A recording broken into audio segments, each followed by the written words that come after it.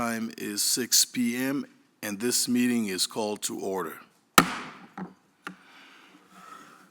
Madam Clerk, would you take the roll, please? Assistant City Attorney Pettish. Here. City Manager Burton. Here. Commissioner Dean. Here. Commissioner Logan. Here. Commissioner Reed. Here. Commissioner Shirtliff. Here. Mayor Collins. Here. Would you rise for the Pledge of Allegiance? I pledge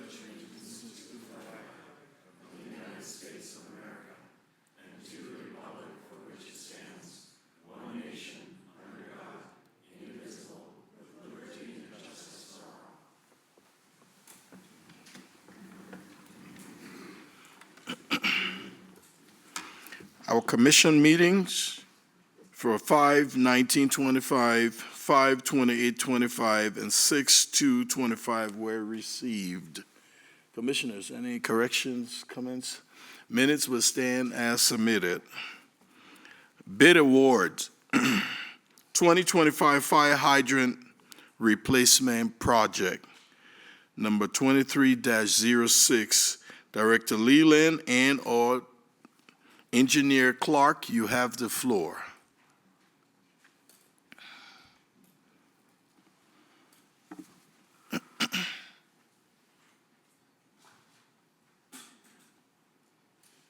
Good evening, Mayor and Commissioners. Good evening. My name is Doug Compton. I'm the Water and Wastewater Engineer with the city. And this is the bid award for the 2025 fire hydrant replacement project. The city routinely replaces fire hydrants based on age and maintenance issues. This project will replace 9 of the highest priority fire hydrants along with the accompanying valve and service leads. Bids were opened for the 2025 fire hydrant replacement project on May 20th, 2025. City received 4 responsive bids for the project. The low bid for the project was Montana Materials and Construction with a quote of $289,119. Public Works recommends awarding the 2025 fire hydrant replacement project to Montana Materials and Construction in the amount of $289,119. You done? Yeah. Commissioners, questions? Quick question. Go ahead. Thank you, Mr. Mayor. Thank you, Mr. Compton. Quick question. So these are the 9 of our highest priority replacements. Do we know how many actually need to be replaced? You know, utility maintenance, excuse me, Mayor, Commissioners. Utility maintenance kind of does a priority, keeps a list of those priority hydrants that need to be replaced, and based on the budget that we had, this is what we had budget for. But yeah, these are the 9 highest priority. Okay, so there are others. Correct. They just didn't fall within that priority piece of the budget. Correct. Okay, great. Thank you. Commissioners, any others? Do we have any public comments on this topic? Madam Clerk, any online? Mr. Mayor, I have no public comment online. Thank you. I'll entertain a motion. Mr. Mayor, Go ahead, Commissioner. I'd move to award the 2025 fire hydrant replacement project number 23-06 to the lowest responsible bidder, Montana Materials and Construction Incorporated, in the amount of $289,119. Second? It's been moved and seconded. Any final discussion? Madam Clerk. Commissioner Shirtliff. Aye. Commissioner Dean. Aye. Commissioner Reed. Aye. Commissioner Logan. Aye. Mayor Collins. Aye. The motion carries 5-0.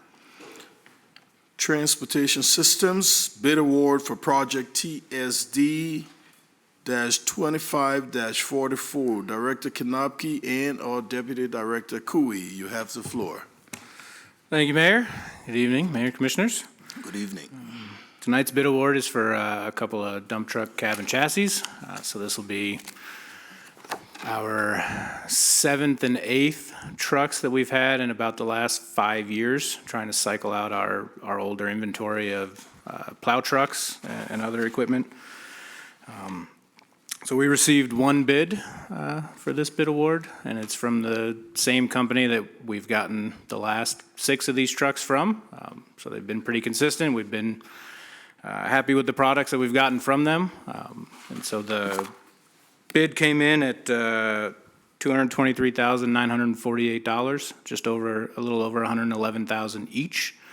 It's a little bit more than they've been the past few years, but not by much. I think the last couple of years, they came in around $102,000, $103,000 each. So not surprising to see them go up over the last 5 years.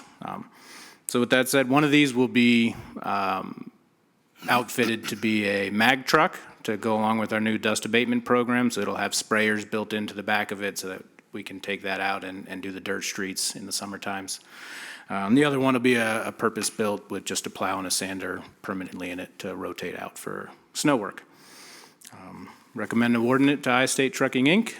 For the $223,948. If you have any questions, I'm happy to answer. Thank you, Deputy Director Cooey. Commissioners, Mr. any Mayor. questions? Mr. Mayor, Go ahead, Commissioner. Deputy Director Cooey, what is the lifespan on the chassis of these vehicles? Mayor and Commissioner Shurtleff, generally, we try to put these in at somewhere between a 10 and 15-year replacement cycle for these trucks. We treat them well enough, 15 years is a better bet. We definitely don't want to get out to 20, which is where we had been in the past, putting them off. So. Any other commissioners? Do we have any public comments on this topic? Madam Clerk, Mr. Mayor, I have no public comment online. I'll entertain a motion. Mr. Mayor, Go ahead, Commissioner. I move to recommend a motion to award project TSD 25-44 to the lowest responsible bidder, I-State Trucking Incorporated, in the amount of $223,948. Second? It's been moved and seconded. Any final discussion? Madam Clerk. Commissioner Shurtleff, Aye. Commissioner Dean, Aye. Commissioner Reed, Aye. Commissioner Logan, Aye. Mayor Collins. Aye. The motion carries 5-0. Commissioners' proposals? Comments? Thank you, sir. Anything? Okay, moving along. Report of the City Attorney, Assistant City Attorney Matt Pettis. You have the floor. Mayor and Commission, I was asked last week at the admin meeting to look into the process for the city adopting a flag in light of Missoula adopting the pride flag. And I wanted to report that I think the process would be relatively simple. I think, like Missoula, we could just utilize a resolution and adopt a flag through that mechanism. There were also questions asked about just, I guess, the maybe the legality in general of Missoula's action. As far as I can tell, with HB 819, the city could, like Missoula, adopt the pride flag as its official flag if it so chooses. The city does not have an official flag. We do have flags that are like right there, right here, that has the city seal on it, but there's no record of the city adopting the official flag of the city, if that distinction makes sense. So we are similarly situated to Missoula in that sense, because Missoula too did not have an official flag. And HB 819 does allow for a city to adopt their official flag, whatever that looks like, and then that flag can then be flown or displayed in any government building, in a school, any government property pursuant to HB 819. So in theory, without taking any additional steps, we, the city of Helena, could fly Missoula's flag, which is the pride flag, in accordance with HB 819. Thank you.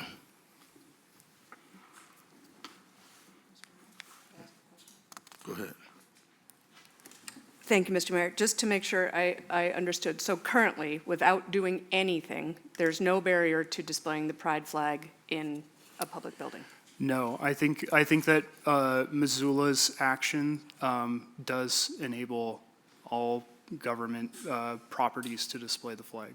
Great, and just to clarify for the public, I think a question I had about Missoula, which may or may not be relevant at this point, is a flag versus the flag. Yeah, so there was, I watched the Missoula hearing, and there was a little bit of maybe discrepancy among certain members. I think the HB 119 says the official flag, and so I think that the suggests that it is one flag and not many flags. There were members of the Missoula Council who disagreed, but that's my opinion. And final question, if I might, Mr. Mayor. Prior to House Bill 819, the city of Helena had displayed pride flags during Pride Month and other times with no issues. Is that correct? That's my understanding. And so the reason that we need to discuss whether or not Missoula's flag applies is because of new legislation. Yes, that's correct. Thank you so much. And do you have the public process in that? Yes, it would just be a simple resolution. I don't think we would need a public hearing. I would suggest putting it as a regular item and a resolution. Okay. Report of the city city manager. Good evening, Mayor and Commissioners. Good evening. I have two items this evening, and with your permission, Please. Mayor, I'd like to turn it over to the city clerk to update the commission on the upcoming election. Madam Clerk, you have the floor. Thank you, City Manager, Mayor, Commissioners. I did want to take an opportunity, as you may know at this point, for the public's consumption as well. This city is required by law, per the candidate filings for both the mayoral election and the commission election, to hold a primary election this election cycle for 2025. So there are, I'm working with the clerk and recorder from the county and the elections office on various process steps, and that would include the adoption of the resolution by you all, the governing body, to hold the election by mail ballot. It's a procedural step. I will tell you that we will be sharing this primary election ballot with the school levies, and they have already filed for a mail ballot election, so we will be piggybacking upon that election with them. So as a matter of process, I will be asking with the city manager and your approval to issue notice for a special meeting next Wednesday, right after, following the admin meeting, in order to propose that resolution for the election to be held by mail ballot, so that I can get that item processed through the county and clerk and recorder's office, and they can get that filed in a timely manner with the Secretary of State. And I'm happy to answer any questions at this time. Thank you, Madam Clerk. Commissioners. Thank you. Thank you, Mayor. I'd also like to invite Mr. Garson up to talk further about the rehab of the Guardian of the Gulch and the Helena Fire Tower, Mayor. You have the floor, sir. Thank you, Mayor and Commissioners. I appreciate you giving us a moment to put a bow on the fire tower restoration project. Many of you were able to attend the ceremony last Tuesday, where we cut the ribbon and celebrated the 8+ years of work and community collaboration to get the fire tower back standing in its true glory. On Wednesday, some of you may have noticed a new video circulating social media that not only highlighted the project itself, but really aimed to shine a light on the importance of the fire tower and what it means to the community. Commissioner Logan and some others participated in that video, and we thought it was a good opportunity at this meeting to show the video, because I know not everyone has had a chance to see it, but also highlight, I think it's a really fitting way to celebrate the fire tower, and that it truly was a community-oriented collaborative project. The video was created by Sovereign Creative, our neighbors just down the hill from here, who we have had the fortune to work with quite a few times in the past. They're an incredibly talented brand agency, but really skilled at storytelling. I think the most significant part of this project was the fact that they did it at no charge. It was volunteering their time and expertise to collaborate with Dick Anderson Construction to get the footage they needed and to get the interviews they needed to make this project happen. So with that, Mayor, we are going to show the video, but if you don't mind, I would like to invite Bob Heberly up from Dick Anderson Construction just to talk a little bit about the project and why this video was so important for them to help participate in. You bet. Mr. Heberly, you have the floor. Thank you, I appreciate it. Mayor, Commissioners, City Manager, again, Bob Heberly with Dick Anderson Construction. Would just like to say thank you. Community is extremely important to us, and so we are so grateful to be a part of this project. The fire tower to us is at the heart of this community, so we're grateful for that. One thing I'd like to touch on is our crew that worked on this project were all local, born in Helena guys. It meant a lot to them. Our two craftspeople that did a majority of the work have told me this was a career-defining project for them. They put a lot of heart and soul into it, and it meant a lot to them. So thank you very much for this opportunity. Appreciate it. Thank you, Mr. Heberly. Okay. Oh, you put that on, okay. The fire tower in Helena that we're restoring today dates back to the 1870s. Put the volume up. The community has always referred to it as the guardian of the gulch. The town itself was built primarily of wooden structures. Communities were very cognizant of what a fire would mean to a community like that. Fire was an everyday part of life. It was a useful part of life in the 1860s and 70s, but it was also very dangerous. They'd station somebody up there to keep watch. All the things that we have today, they didn't have that then. They had a bell and they had a tower and they had a guy in the tower ringing the bell. That was it. Well, in the summer of 2016, the fire tower sustained significant damage from an arson fire, and it was very clear something needed to happen. Dick Anderson Construction stepped forward based on their experience on such historical structures, and the fact that they're a local firm just made eminent sense to us. Our vision is DAC is always part of the solution. Projects like the fire tower to us in our communities, helping out with that is really part of the solution. It helps the city out, helps the whole community out, and so that's why we're so grateful to be a part of projects like this.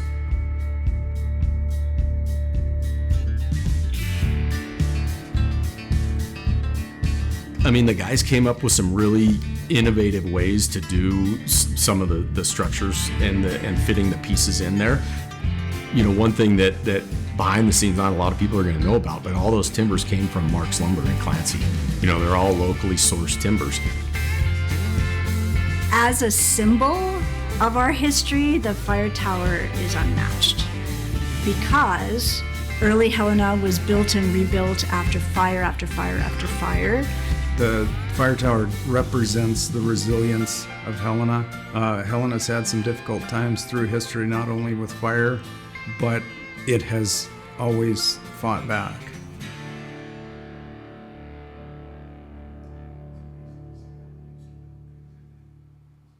Oh, that was good. Come on, I think they deserve a round of applause.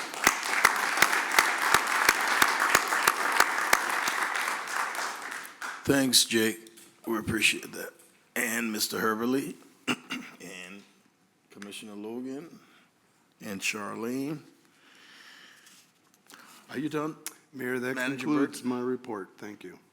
Okay, communications from Helena Citizens Council. Representative Katie Ryan, you have the floor.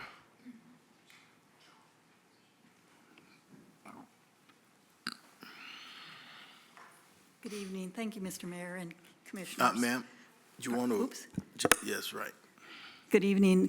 Thank you, Mr. Mayor and Commissioners. I'm Katie Ryan. I'm with District 5. And tonight I don't have anything to report for the Citizens Council. Okay. Thank you. Thank you. Commissioners, any comments, questions? Thank you, ma'am. Sorry, Mr. Mayor, can I ask a question? Two. To Ms. Ryan. Ms. Ryan, would you step up? There's a question for you.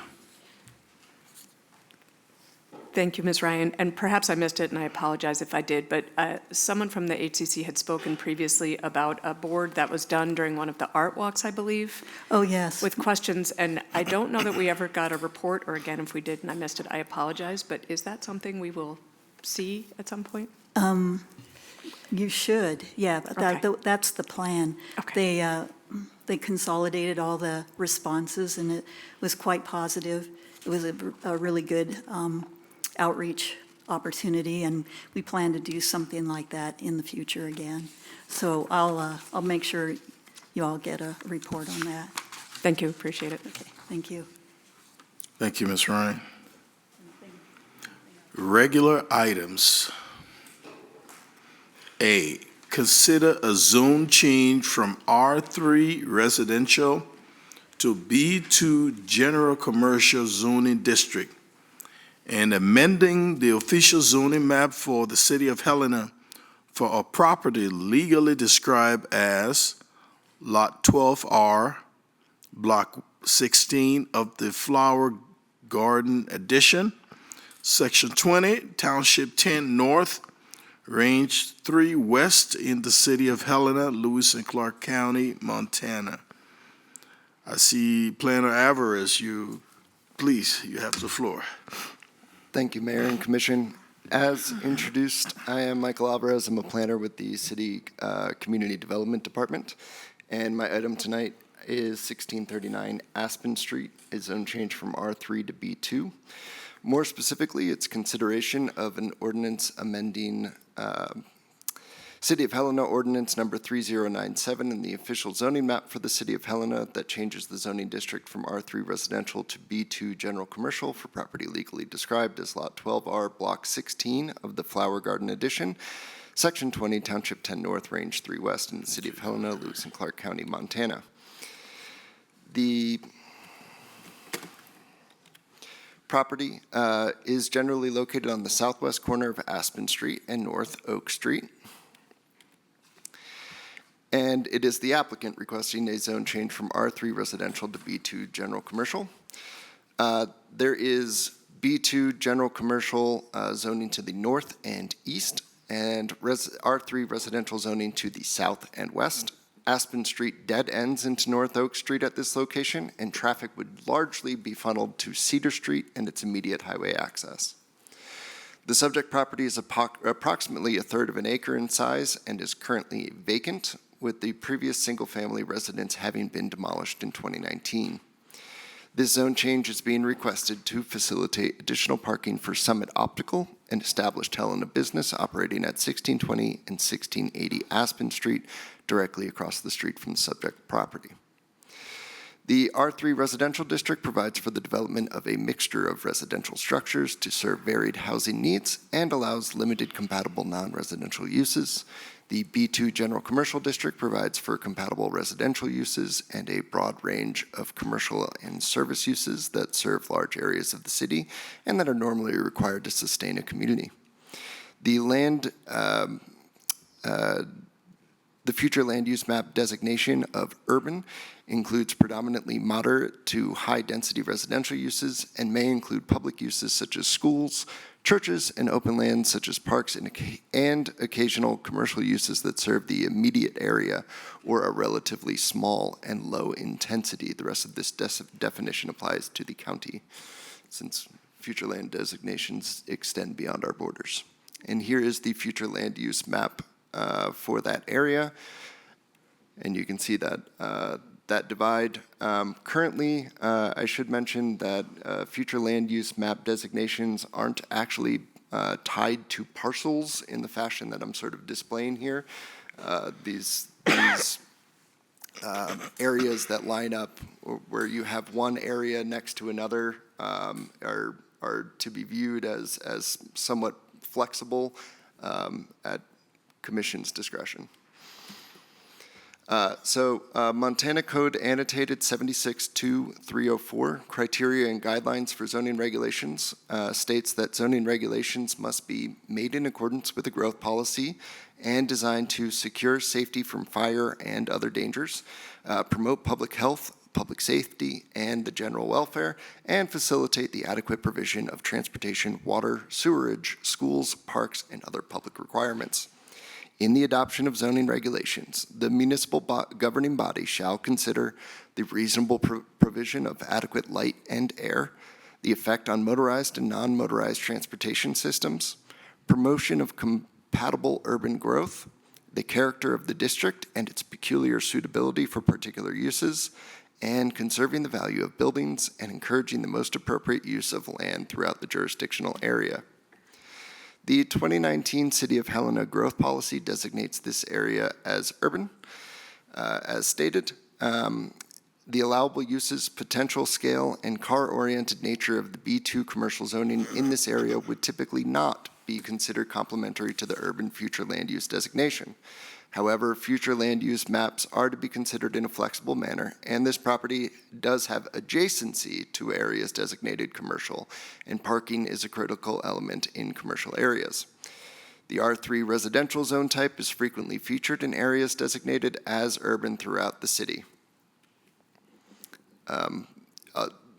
Also, that we typically would align RU and R4 with that future land use designation is a more typical alignment. The Community Development Department calculates estimated trips by zone type based on a theoretical mix of uses that include high, medium, and low trip generating uses. This calculation is based on 5 acres and could theoretically contain many parcels. The trip generation numbers produced are often not reflective of how many people come and go from a single parcel. So the current zoning is expected to generate just 26 trips a day versus the proposed zoning with an expectation to generate 591 trips per day. And the trips generated by the current zoning is heavy. So B2 sort of assumes that you could fit something like a Taco Bell at this spot. Physically, you really couldn't. That typically would need something closer to an acre to accommodate the drive lanes, parking requirements, landscape requirements, and the restaurant itself. This is to say, it is unlikely that there would be actually anything on a third of an acre site a block away from the arterial that could actually generate 591 trips per day. Up on your board, we have department comments. The comment from fire is typical of pretty much every action where there's a vacant parcel prior to a building being erected. Just says that it'll need to adhere to applicable fire codes when a building is built, if a building is built. As for transportation's comments, I'll leave them up on the board to read. I will say we did not find that a traffic, in the Community Development Department, did not find that a traffic impact study was warranted in this case. Reason being, this is going to be for a parking lot for an existing business in the neighborhood. The net change in vehicle trips per day would be relatively flat as far as we could tell. So growth policy objectives, the city had for goals 1, goals 10, objective 77, objective 78, and objective 82 are all applicable, this project would speak to to accomplishing all of those goals and objectives. I'll leave them on the board, so as opposed to just reading out in my monotonous voice.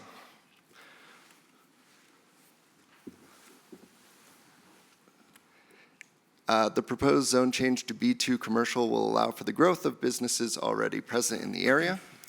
This will be the first removal of R3 residential zoning on that block. The proposed zoning is not expected to create detrimental impacts to the surrounding properties because these zone types already exist adjacent to the subject property, and it would be affording similar uses to those that are already found in the vicinity.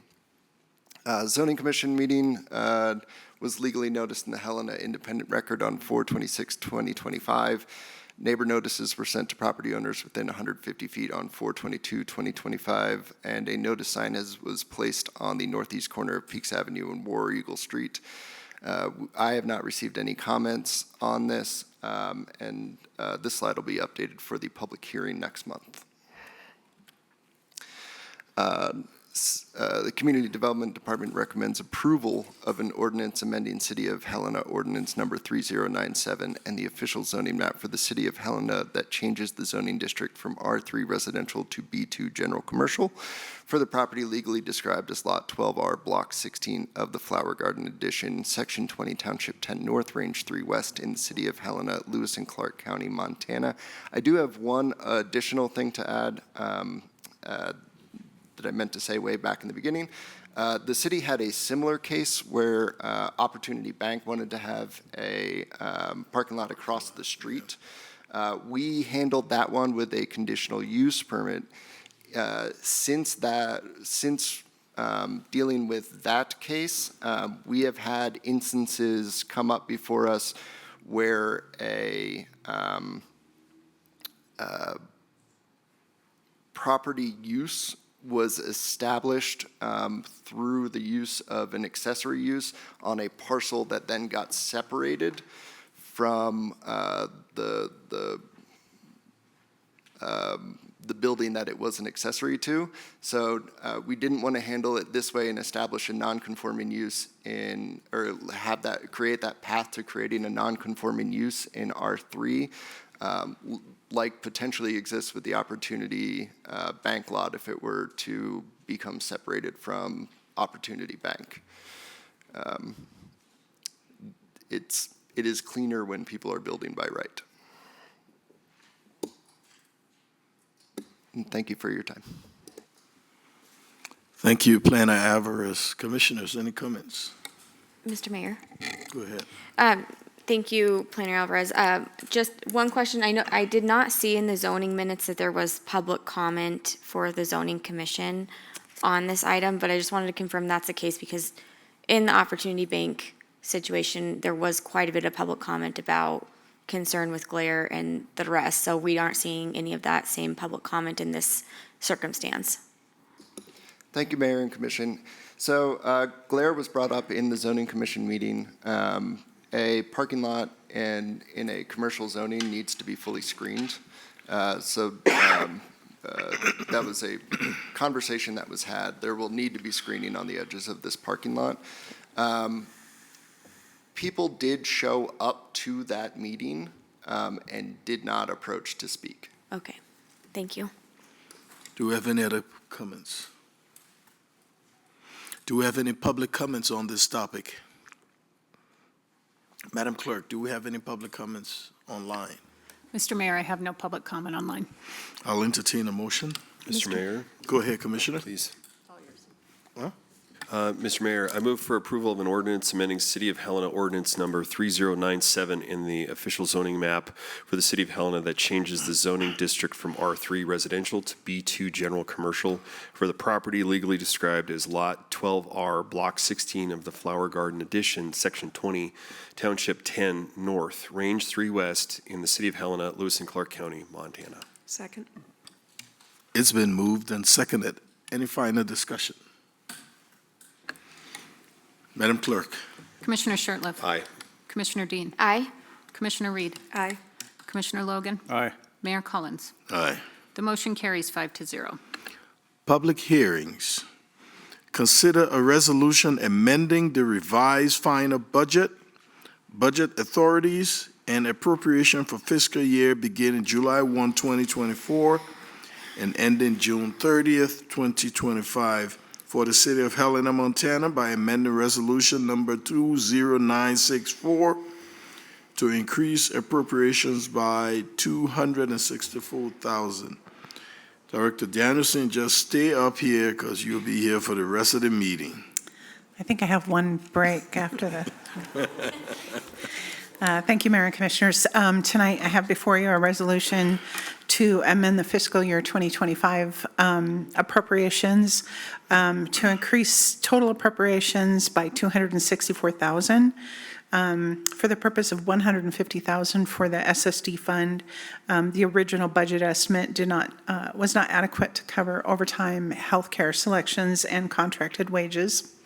And for Fund 4504 is the sidewalk program for $74,000. This is just a carryover of prior year appropriations into fiscal year 2025, even though we appropriate the allocated amount for the sidewalk program. Sometimes that can carry over into the next fiscal year as far as when they carry out the program and finish up with each parcels and get invoices settled.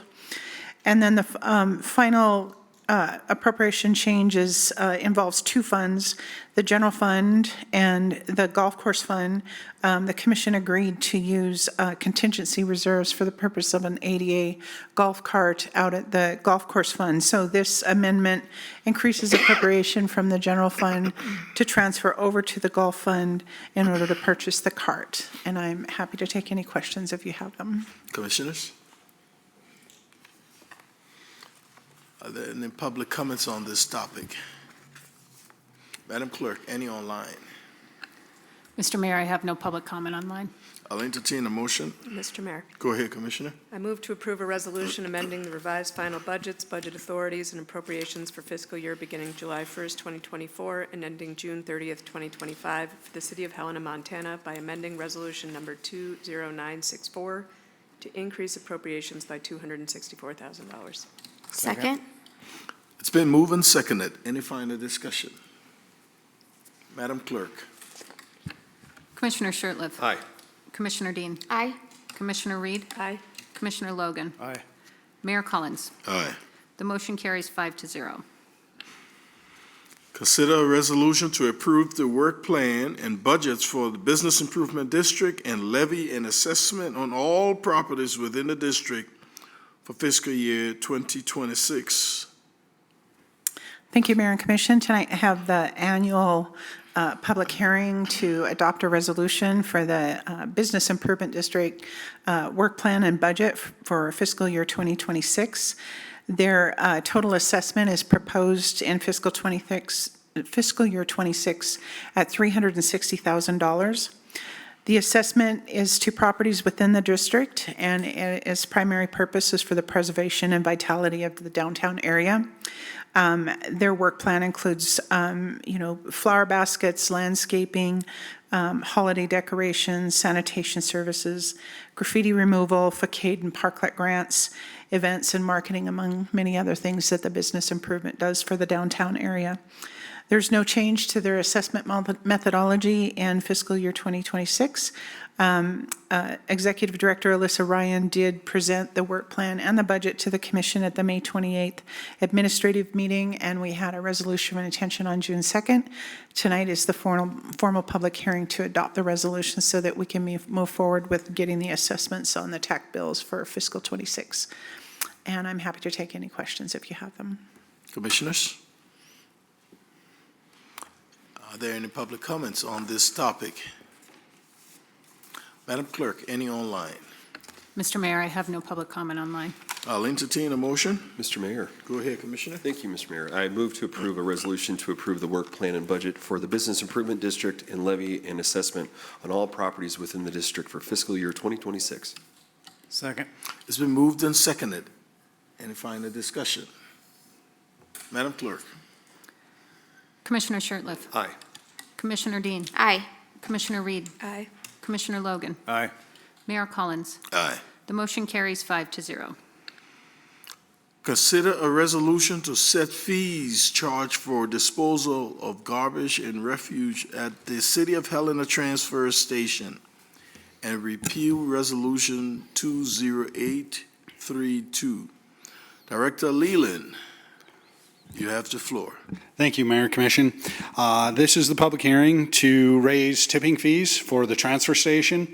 This is the fee that is paid for either cash customers or paid out of the residential assessment, commercial assessment, or the scratch gravel assessment that comes in. It is whatever is collected, you have to pay this. Our residential garbage trucks, commercial garbage trucks, any of the private collection firms come in, they get whatever they dump, they have to pay this tipping fee. It is a combination of the Lewis and Clark landfill tipping fee, which is $22, and then our tipping fee at the transfer station at $36.75. And so we would like to raise that up to $58.75. This goes back to FY 18-19 timeframe. Back in 2015, it was up to $70, and we've gradually brought it down, but based on inflation and the integrated solid waste master plan, where we need to do some improvements to the transfer stations. It's getting older. We have scales we need to replace. The tipping floor, we need to get improvements. We need to start building our cash fund up so we can start to do more of the capital projects that have been identified. So with that, I'd be happy to answer any questions. Commissioners? Do we have any public comments on this topic? Madam Clerk, any online? Mr. Mayor, I have no public comment online. Thank you. I'll entertain a motion. Mr. Mayor, Go ahead, Commissioner. I move approval of a resolution to set fees charged for disposal of garbage and refuse at the City of Helena Transfer Station and repeal Resolution 20832. Second? It's been moved and seconded. Any final discussion? Madam Clerk. Commissioner Shertliff. Aye. Commissioner Dean. Aye. Commissioner Reed. Aye. Commissioner Logan. Aye. Mayor Collins. Aye. Motion carries 5-0. Consider a resolution to approve the work plan and budget for the Helena Tourism Business Improvement District and to levy an assessment on all properties within the district for fiscal year 2026. Director Danielson. Thank you, Mayor and Commissioners. Tonight is the annual public hearing to approve the work plan and budget for the Tourism Business Improvement District. Their assessment is proposed at around $677,000. The purpose of the assessment is to promote and preserve Helena as a tourism destination, and they fund many different things to promote Helena within the district. Participating hotels within the district collect a $2 per night participation, or a $2 a night fee from occupants. And Executive Director Andrea Opitz did propose the work plan and budget for the commission at the May 28th administrative meeting, and the resolution of intention was on June 2nd. If you have any other questions, I'm happy to try to answer them.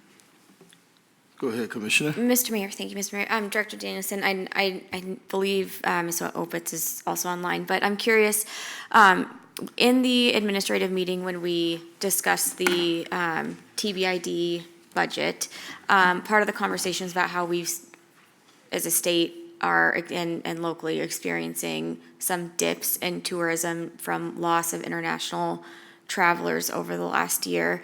If that is to dip below what the budget authority that's included in this work plan is, does the TBID make adjustments to their budget throughout the year, or how do you respond to any loss of revenue because of loss of international tourists? Thank you, Mayor and Commissioner Dean. If Ms. Opitz is online, I'd be happy to let her address that question. Okay. But it would be my assumption that they would have to, adjust their expenditures so that they didn't deplete their cash reserves. Okay. Ms. Opitz, you do have access to your mic. You have the floor, ma'am. Mayor, Commissioner, thank you so much. It would not affect our budget whatsoever. We collect a year behind, so this proposed work plan and budget is for the period of July 1, 2024 through June 30th of 2025. Okay, thanks. That's a helpful clarification. You're welcome. Okay. Do we have any other comments from the commission? Do we have any public comments on this topic? Madam Clerk, any online? Mr. Mayor, I have no public comment online. I'll entertain a motion. Mr. Mayor. Mr. Ma- Go ahead, Commissioners. I'd move to approve a resolution to approve the work plan and budget for the Helena Tourism Business Improvement District and to levy an assessment on all property within the district for fiscal year 2026. Second? It's been moved and seconded. Any final discussion? Madam Clerk. Commissioner Shertliff. Aye. Commissioner Dean. Aye. Commissioner Reed. Aye. Commissioner Logan. Aye. Mayor Collins. Aye. The motion carries 5-0. Consider a resolution adopting preliminary budgets authorities, and appropriation for fiscal year beginning July 1, 2025 and ending June 30th, 2026 for the city of Helena, Montana, and setting the salary for the municipal court judge. Director Danielson. Thank you, Mayor and Commission. Tonight, we have a resolution before you to adopt the preliminary budget for fiscal year 2026. By adopting this preliminary budget, it allows the city to expend funds effective July 1st. We are required to come back to the Commission after we receive certified values from the state to adopt a final budget. This particular presentation tonight represents several months of work involving, my budget staff, myself, the city manager's office, all of our departments, the HCC, the commission, and the general public. The presented tonight is a balanced budget with cash reserves used for one-time expenditures and appropriations. Total revenues proposed are $105,924,000. Total appropriations are and transfers are proposed at $113,253,000. This includes about $42.2 million for personnel costs, which includes wages and benefits, $20.1 million in capital outlay, and $3 million in debt service payments. The balance are related to operating costs. The use of cash reserves is in your packet. It's projected at $2,249,000. The use of those cash reserves is $1,717,000 for general capital. There are $48,000 in community donations, $150,000 for the sidewalk program, $243,500 for sustainability programs, and $100,000 to the Affordable Housing Trust Fund. There's also small impact of moving the Public Works, Admin, Industrial Facilities, and Engineering departments out of the general fund. It actually has a positive impact on the general fund. I did adjust some of the appropriations from the preliminary budget presentation on June 2nd to manage that transfer. What it will do for the general fund is it takes all their expenditures out of the general fund, but it also takes all of their internal allocations out of the general fund as well.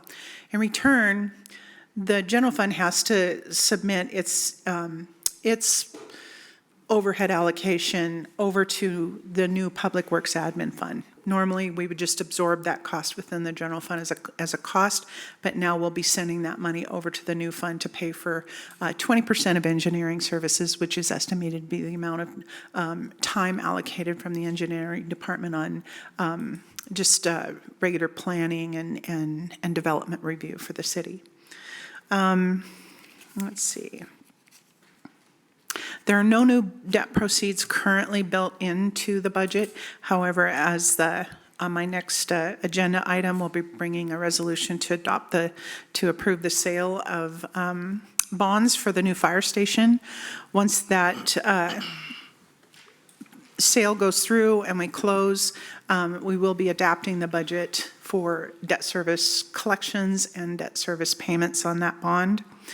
There are some rate increases that are represented in this fiscal year 2026 budget for the Civic Center, annual planning fee increases, tipping fees, as Director Leland presented just ahead of this agenda item. There'll be potential street assessment increases being brought before the commission to increase street assessment fees.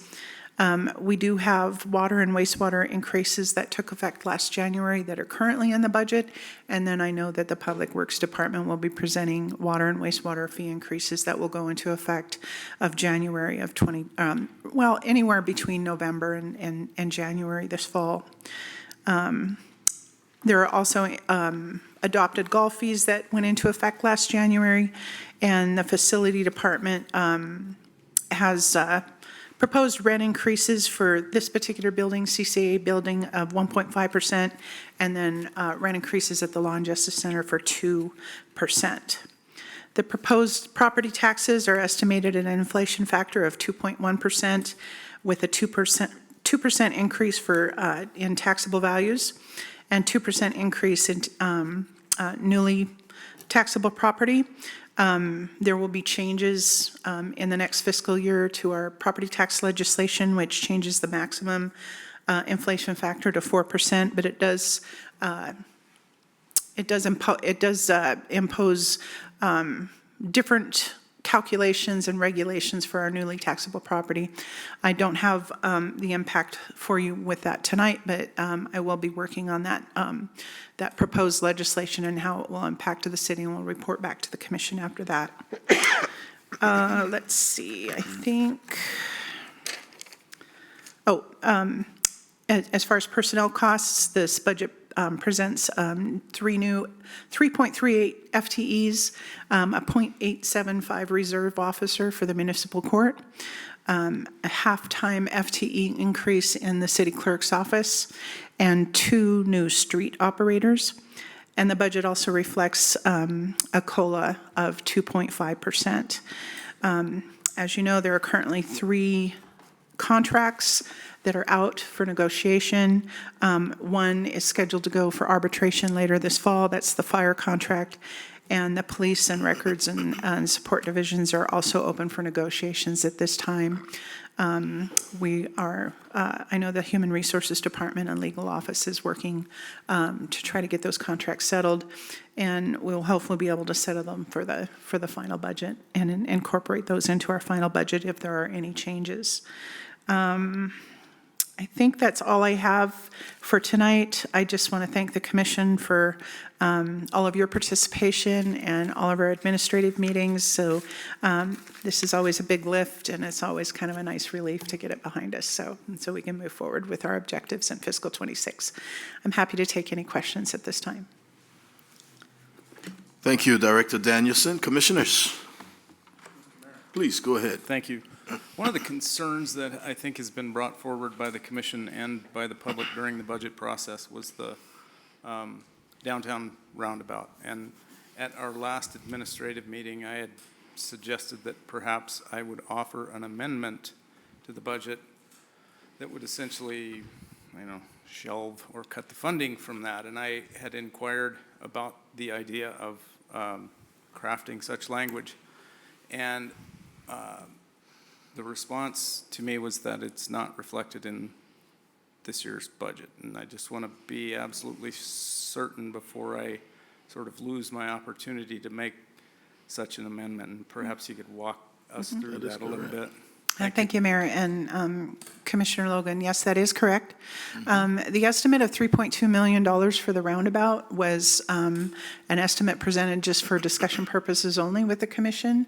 That $3.2 million for the roundabout is currently not in the proposed fiscal 26 preliminary budget. Okay, thank you. Mr. Mayor, thanks. Director Danielson, a question on, you noted the 2% increase in newly taxable properties. We talked about this earlier in the year, and Department of Revenue was behind on essentially cataloging, for lack of a better term, the newly taxable properties, including in the city of Helena. We weren't the only community that experienced this. Have you seen any additional properties submitted to DOR, or do we know if we're going to be able to capture any of those new properties before the new law goes into effect? Thank you, Mayor and Commissioner Dean. That's a good question. I have not been privy to any information from the Department of Revenue as far as our assessed values at this time. Part of the process, I know annually I send any annexations, any zoning changes, things like that to the Department of Revenue for their records so that they can update their property records for those types of things. Our building department, they send all of the information that the city collects through our permitting process to the state. I can drive around town and know that there's more than 2% in newly taxable property growth. However, it's out of my control of what the Department of Revenue does on their end as far as properly assessing our values. I know it's a concern statewide. It is subject to a lot of conversation, and we all were aware of the audit report that came out and how behind they were, and my hopes is that they're taking corrective action for that. Yep. Okay, thanks. And Mr. Mayor, just a quick follow-up. I think once we have this budget, this piece of the budget passed today, I'd be interested, if we can reach out to DOR and just find out if we can expect any of those increases, because we know that there's more than 2% in newly taxable properties in this community, and we're, providing public services to them and not necessarily seeing that revenue reflected, so it's carried by the rest of the community. So I think if we can follow up once we get this big hurdle done, and then find out how that works with the new law, that might be a helpful conversation starter. And Mayor and Commissioner Dean, I did attend a municipal summit sponsored by the League of Cities and Towns and MMIA, and I did ask about, whether or not there was a retroactive calculation because they were so behind, and it's the understanding that there's no allowance for a retroactive calculation if our values come in and they get caught up and they say, yeah, this is your assessed values now. The new legislation takes effect and then we have no recourse to go back. So that was a bit disappointing. Yeah, thank you. Any others? Do you have any public comments on this topic? Madam Clerk, any online? Mr. Mayor, I do have one comment in the question and answer. Would you read it into the record, please? This individual did not state their full name. They're only listed as S and H. Then we can't put it in there. Leave it alone. All right, thank you, Mr. Mayor. That is it. All right, I'll entertain a motion. Mr. Mayor, I will move to approve a resolution adopting the preliminary budget authorities and appropriations for fiscal year beginning July 1, 2025 and ending on June 30th, 2026, and setting the salary for the municipal court judge. Second.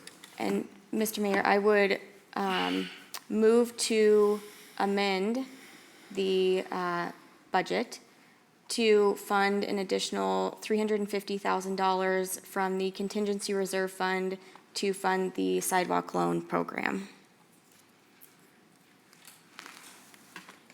Did you second that motion? I second. Commissioner? Okay. Any final discussion? Go ahead, Commissioner.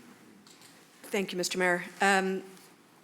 I am not opposed to the sidewalk loan program. I think I've expressed it before. I would prefer that we not move $350,000 now until we've had more of a discussion about the sort of holistic approach to sidewalks in the community, because I think the sidewalk loan program is important, but it is a very, very small piece of a very, very big puzzle. So my preference would be to wait until the final budget in order to do that, since Director Danielson, if I'm not mistaken, we did fund the sidewalk loan program at previous levels already. Is that correct?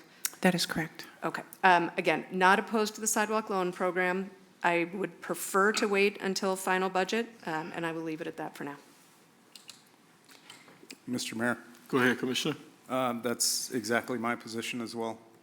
So, on this amendment, And Mr. Mayor, I think to speak to my amendment, the city recently sent out ADA non-compliance notices for sidewalks in which there were complaints against a property owner for sidewalks that did not meet ADA standards. The city has an obligation to do that in following the federal law. I think that the least that we can do is expand the sidewalk loan program to meet the demand that currently exists. Right now, we have a $500,000 backlog in homeowners who want to make upgrades to their sidewalks but do not have $10,000 cash on hand to pay for it, which is exactly why the sidewalk loan program exists, to provide a 0% interest loan to the homeowner. I am really looking forward to our additional sidewalk conversations, but I think we continue to have the backlog year after year, and we can have a both-and solution where we are supporting homeowners who want to improve their sidewalks today while also discussing bonds, special improvement districts, et cetera, issues that we've talked about for the last 3 years and yet have never increased the sidewalk loan program to actually meet the demand that the community is asking for. And so that is my pitch, to increase the sidewalk loan program from $150,000 to what would be $500,000 with this additional $350,000 from the contingency reserve fund. Mr. Mayor, could I ask a question? Thank you, Mr. Mayor. Director Danielson, just for the public and for a refresher, what are the current terms of sidewalk loans? Is it a maximum of $10,000? Could you give us an overview of what those loans are? Thank you, Mayor and Commission. I think it depends on the property. If someone has a corner lot, they could qualify for more money because they have two sides of their property. I will say that the typical loan that I see is between $5,000 and $10,000. So, you know, I know that they have a backlog of people that want to participate in this program, and then they do it as a first come, first serve. And then once they have assessed the construction that needs to be done and they've run out of money, they close the application process, and then those that didn't get to participate are bumped to the next year on a first year or first come, first served basis again.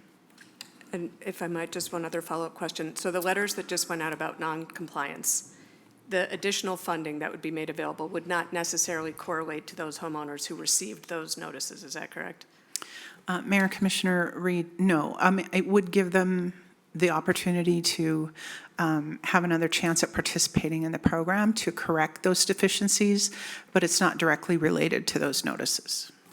And just a final comment, I think, again, not opposed to sidewalk loan program. I have heard from a number of people that they would like to do it, but the cost of doing the sidewalks in such small pieces is so incredibly expensive that even with a loan, they still can't do it. And it is my understanding that if we were doing sidewalks on a much larger scale, the cost comes way down.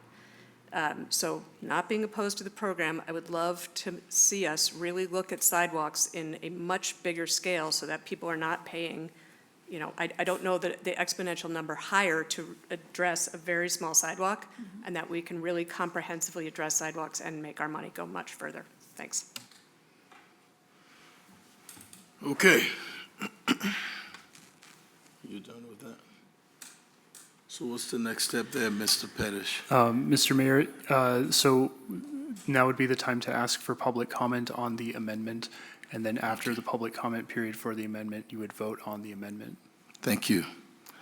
At this time, is there any public comments on the amendment for the sidewalk loan program? Madam Clerk, any online? Mr. Mayor, I have no public comment online. I'll entertain a motion. Oh, we have the motion already. Any final discussion? Madam Clerk. Commissioner Shertliff. Aye. Commissioner Dean. Aye. Commissioner Reed. Aye. Commissioner Logan? No. Mayor Collins? Aye. The motion carries 4-1.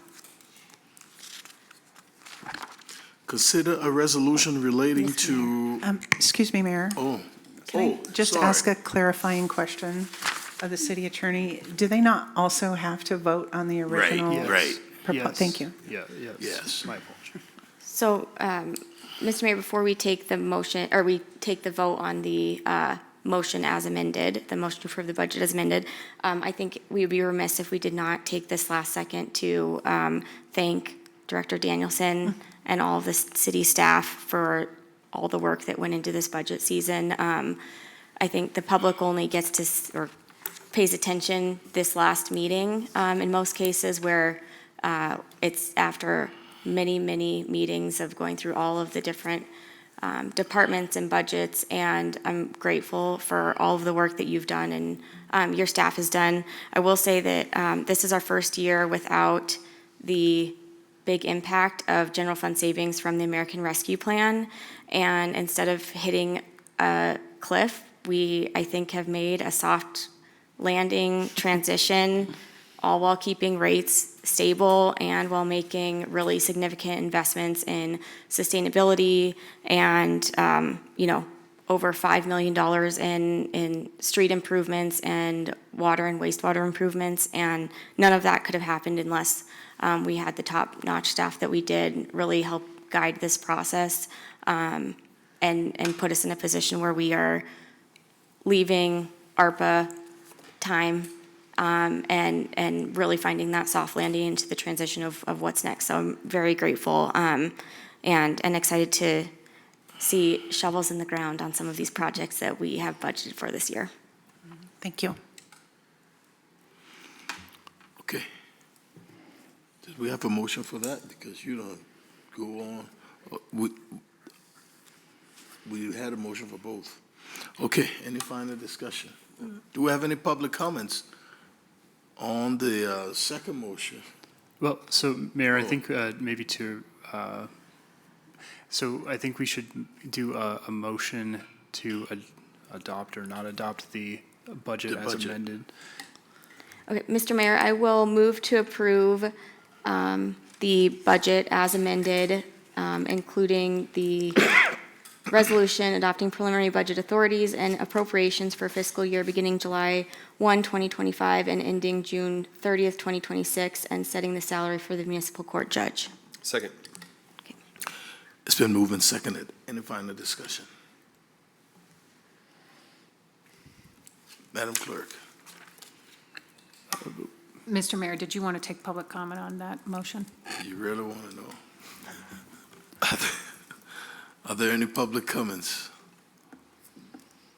Do we have any online? Mr. Mayor, I have no public comment online. Look at that. Okay, would you take it, please? Commissioner Shertliff? Aye. Commissioner Dean? Aye. Commissioner Reed? Aye. Commissioner Logan? Aye. Mayor Collins? Aye. The motion carries 5-0. Consider a resolution relating to up to $7 million in principal amount of general obligation bonds, authorizing the issuance and calling for public sale thereof. Director Danielson. Thank you, Mayor and Commission.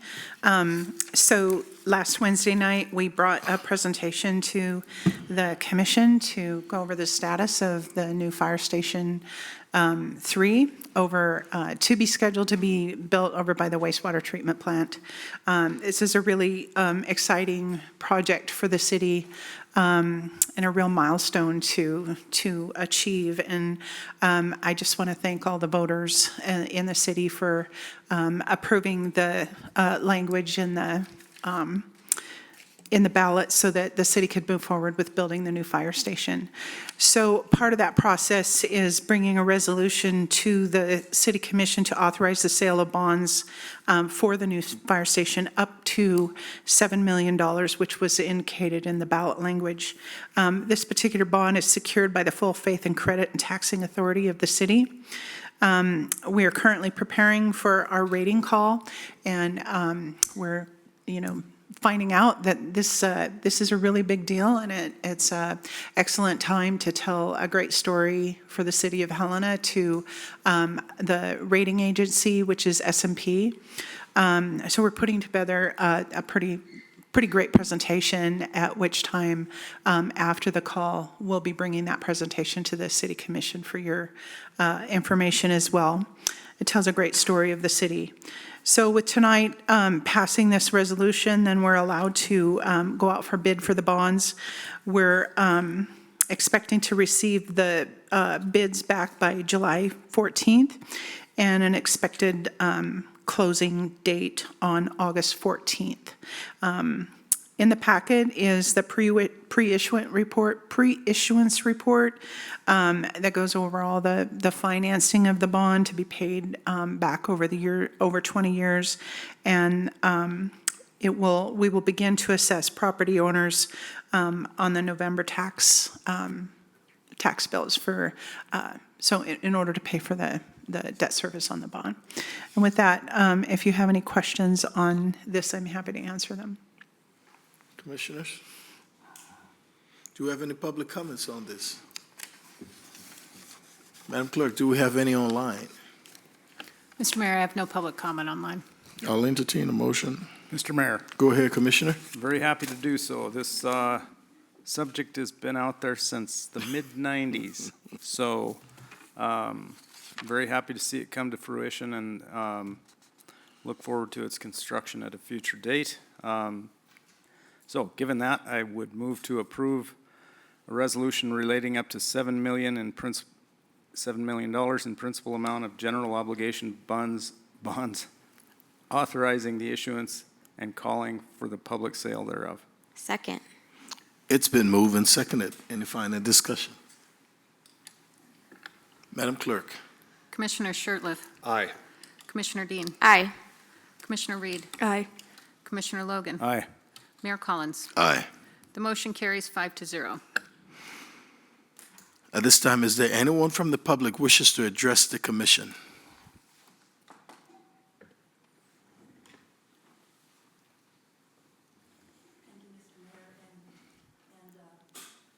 See if I guess. Thank you, Mr. Mayor and Commissioners. I want to comment on the Ma'am, sidewalk. would you call your name? Oh, my name, Katie Ryan. Please Yeah, introduce I yourself. live in, up on North Ewing Street. I've been tagged twice on my sidewalk, once in 2021, and where the tree pushed the sidewalk up. I think when they make those modifications on that program, the city should tag trees and take them down instead of putting that burden on the homeowner. And secondly, I think part of my idea about a city sidewalk program is to do a repair of sections of the sidewalk instead of replacing the entire sidewalk. And so I got tagged again this year, and I have a 6x3 foot section that a fellow's fixing for me, and 5 smaller sections, much smaller, and it's going to cost me $800. So it's a lot cheaper than replacing the whole sidewalk. Right. That's my comment, so thank you. Thank you, ma'am.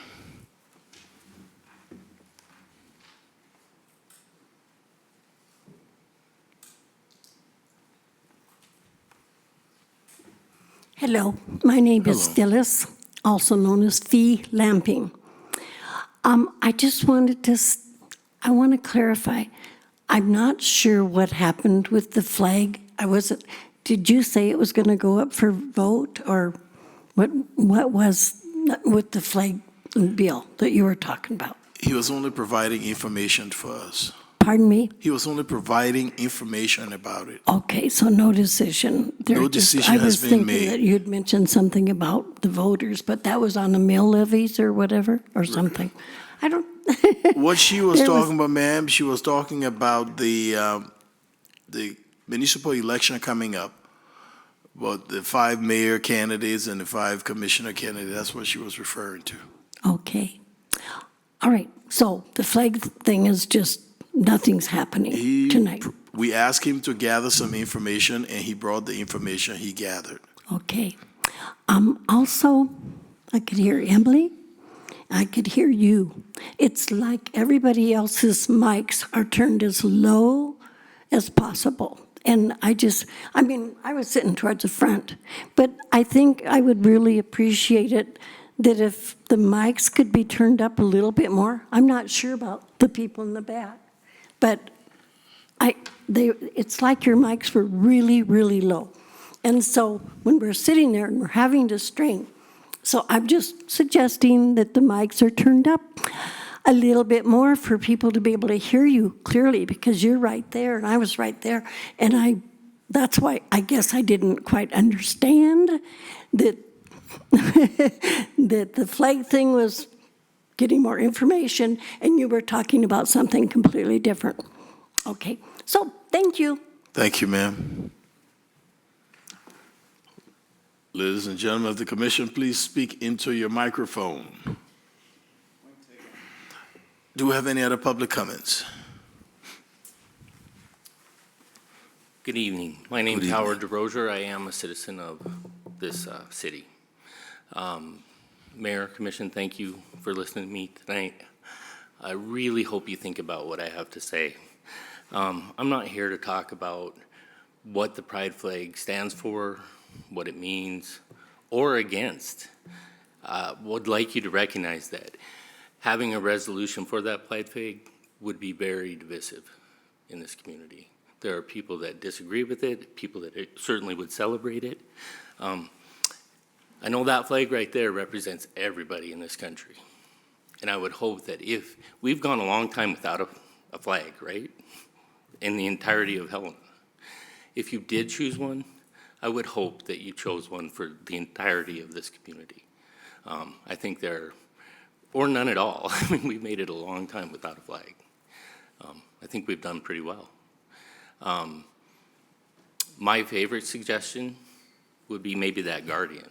That would make a great flag, that fire tower. And I hope you consider that going forward. Thank you. Thank you, sir.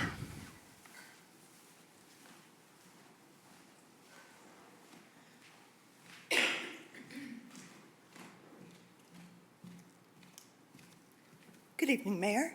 Good evening. Commission, and my Helena residents. I'm Candace Peterson. I'd like to comment on today's legal summary of the legality of a city flag adoption. This is rooted in fact about our community's structure, and I come before you today not in opposition to any group of any people, but in defense of what a city flag should represent and what was commented previously, and that's all of us. A city flag is a symbol meant to unite. It's a shared identity that reflects the entirety of our diverse community, regardless of our beliefs, lifestyles, or affiliations. The institution of a flag to represent a particular ideology, movement, or identity, even one as widely supported and known as the Pride movement, risks sending a message that the city itself is taking sides on a deeply personal and potentially religious matter. Our neighbors deserve respect and safety, as do those who hold differing views. But the city flag must remain a neutral emblem, one that doesn't elevate one group's identity over others. When we politicize our common symbol, we fracture the very unity that these symbols are meant to inspire. It was discussed that the city had no explicit regulation or ordinance in Helena's municipal code, defining it as an official city code, a flag. Its adoption appears to be via custom and proclamation and not formal legislative action. Am I correct about that?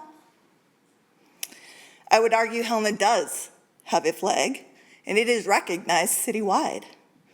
I've been here 45 years of my 53 entire years, and I am a 100% Montana resident. Our flag of Helena features a blue field with a central white disc bordered in gold, and it's showcasing the old fire watchtower, the Guardian of the Gulch. It includes a green landscape and the phrase Guardian of the Gulch and the date 1881. This is the marking of the city's incorporation. The design was chosen sometime around 1982 by this very commission itself. It was a proclamation, although there is no formal record of the legislative adoption in our municipal code. The symbolism behind the flag, the fire tower, which ironically enough, we just inducted back into our city last Tuesday, served as a lookout after repeated downtown fires, and in 1982 was officially declared the city's emblem. The flag is widely used at city functions and is marked as a current flag by vexillologists. Ma'am, you want to wrap up? Yes, I do. This flag is included on tokens, souvenirs, and even parking stubs that have occurred across our city. Helena is relatively small. We have 32,090 in our census. Of that, 4%, according to the Gallup poll, is pride, LGBTQ. That makes it about 1,400 people. That is not our entire population in Helena. I would encourage you to consider our economic and diverse background, and I believe a city where people are free to express themselves, whether that's through personal flags and inclusive events, is always welcome in our community. But I also believe in our public space and symbols that represent everyone and not just a few. Please do not make our shared flag a banner of one cause, however worthy we feel it is. Let it remain what it is intended to be, a symbol for all of Helena.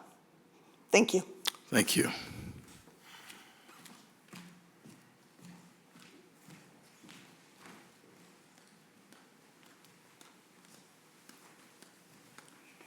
Good evening, City Commissioners and Mayor. Good evening. My name is Loy Chavilacek, and I live in Helena. I pay taxes. I just really agree with the last two speakers that spoke about the flag. I would like the city to follow the recent legislature that was passed about the flag, and I don't like the division that it would cause, and I think it's an abomination myself. So I respect anybody that wants to express their opinion. They certainly have the right to do that. So thank you so much. Thank you, ma'am.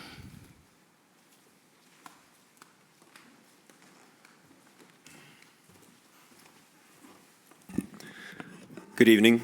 My name is Brenton Craigs. I reside here in Helena. What I'll just say about this flag issue is this. Over the past 4 years, well, actually, let me preface this by saying this. If a government cannot handle its most basic services, then it has failed. In the past 4 years, I have watched the quality of the roads here degrade. I have watched us fail in how we handle snow and ice. I've watched an increase in vagrants downtown. I've watched us struggle to maintain clean and safe water for our residents. We are not handling the basic services in our city. This is supposed to be the jewel of Montana. This is supposed to be the capital city of Montana, the center of power, the center of government. And right now we're wasting all this time discussing a flag. As far as I'm concerned, this is fluff. Why are we not focusing more on the basic infrastructure and making sure that the most important part of what our taxes are supposed to cover are being covered? Until that happens, I don't think we should be having any more discussions about a flag for the city. Thank you. Thank you, sir. No second time. Okay, I just wanted to. Okay, come on. Come on. Come on, come on. Come on. I didn't realize I was going to be able to say that I disagree with the flag. Okay. And I just want everybody to just listen to our Lord, our God, and read the Bible. Thank you, ma'am. Do we have any other, please continue.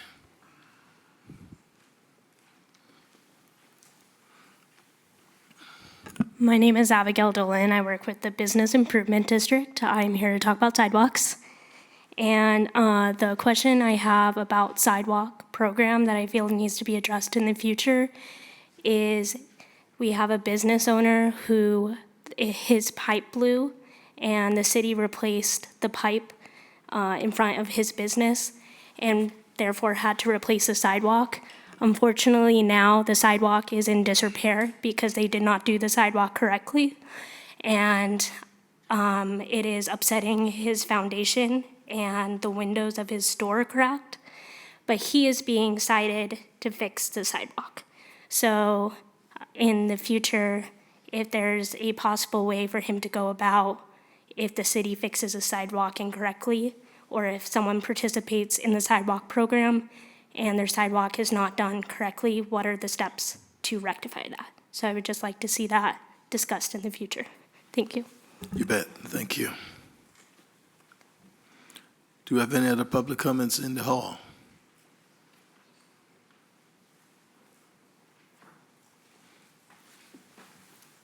My name's Rad Monty. As you all know or may not know, I'm the guy that runs the sobriety camp up the Gulch. I'm here to assure you guys, the commission, the community, as well as the members of law enforcement, that my people and I will remain law-abiding. If you don't know, my people were evicted, and they were given 30 days. My people have nowhere to go. What's more, the little bit that they own has nowhere to go.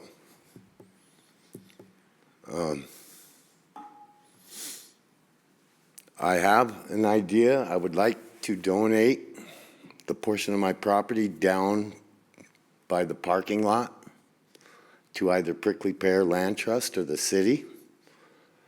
I believe it would benefit the community. There's a lot of people that use that trail system, and it's really beautiful up there. And I don't ever want there to be conflicts. And while it would be advantageous to me to have a bathroom down there, I don't think it would save my camp. Therefore, I still want to trade that property or give it to the city or them if I can get a partnership to put in a toilet down there.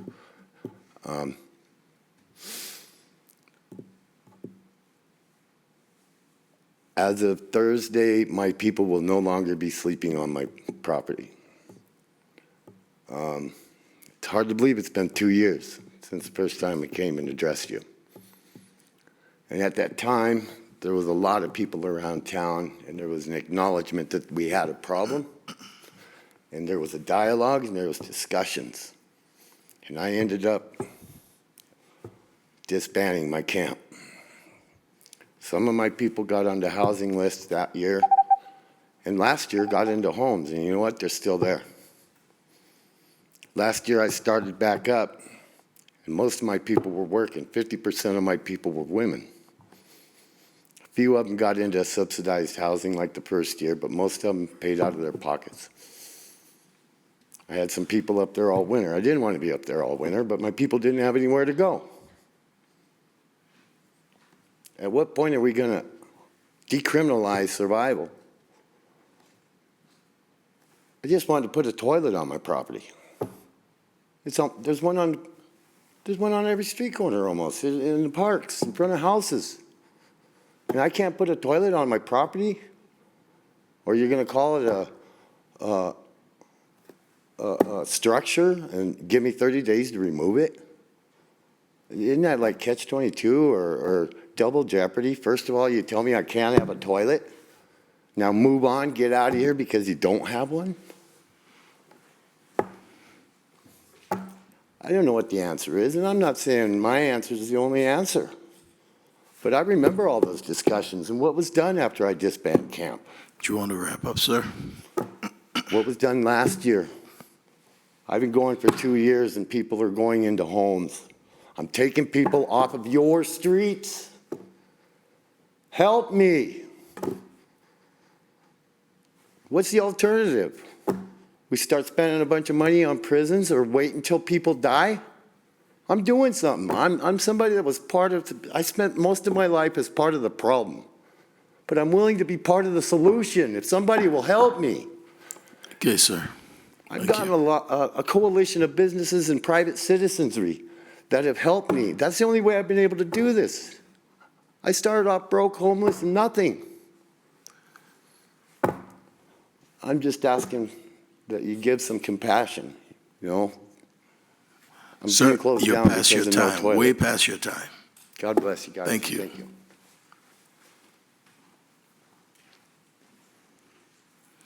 Do we have any others in the hall?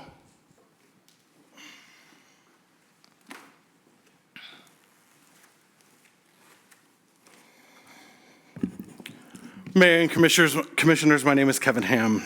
A lot of people are asking if being able to fly the pride flag on our government buildings is important. They fly other flags, they think it's important there. I wish we didn't have to have this fight, and yet here we are because a bunch of bigots were let run wild, and this is what they did. They said, we can't put this out there. This is a chance for Helena, specifically the commission and the mayor, to stand up and put action to the words that you've had out there for years, that all are welcome here. None shall be discriminated against here. Is it true? Because we continue to be under attack, and I'm wondering, when do you, our self-proclaimed allies, actually stand up when it's important? Because we keep getting attacked and we keep missing you. I'm livid that I have to be here on a Monday night listening to a bunch of bigots hide behind their religion to say things terrible about my community. That we're divisive, we're 4% of the population. They admit it, but they want us silenced. They want us invisible. And I'm tired of it. I am just as much a part of this community as anyone else. I started school here the year 4 Georgians opened in kindergarten. I graduated from Capitol High. I was the queer that they smeared every day because of bigotry, because of uneducated fools, and letting them stand there and tell you, you cannot support our community is unacceptable. You can stand up. You can be our ally, be the thing you've said you are. And yes, it's tough to say, oh, we're going to take a stand. But at some point you have to. Because what's happening now is a tipping point, and you get to choose. Are you going to be on the right side of history, or are you going to be in the books with a photo where you didn't stand with what you know is right? Thank you. Do we have any others in the hall?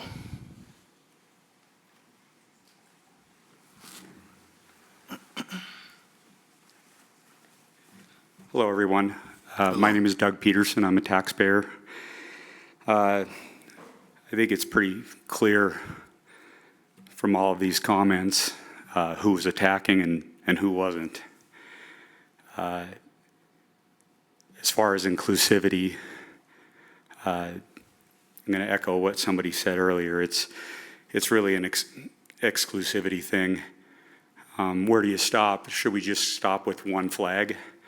Or should maybe we should do a flag for every day of the week. You know, we could do a drag queen Monday flag, fly that out there. Could do another one for people that love dogs. We could do one for people that love horses. Where do we stop the inclusion? It's a sexual choice. Okay? Nobody's attacking those choices. You can do it. But it shouldn't be out there for everybody to see, including our children who are targeted daily with this stuff. We already have a month of it in June. I see posts on social media with people like Gary Marshall posting pictures of the Pride Parade with little kids standing out there watching grown men dressed like women stripping in front of kids. What we should be doing is arresting every adult that's at that show. That's abuse. You don't do that to children.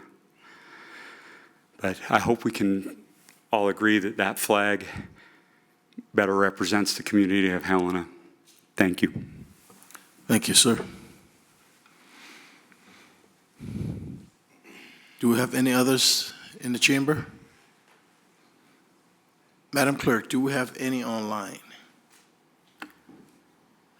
Mr. Mayor, I do have an individual, Alex Paul, who has posted several times. For clarification for those participating online, The opportunity to make written public comment online is not an opportunity to ask questions unless the presiding officer would like to indulge those questions. So at this time, Mr. Mayor, with your permission, I will read the comment that was placed in the Q&A by the individual named Alex Paul. There is a cave-in on Cleveland Street because of the city water system being old, and it looks like the business owner has been made to repair the city street. Please explain why this is. Thank you. Do we have any others online? Mr. Mayor, I have no other public comment online. Commissioners, any final comments?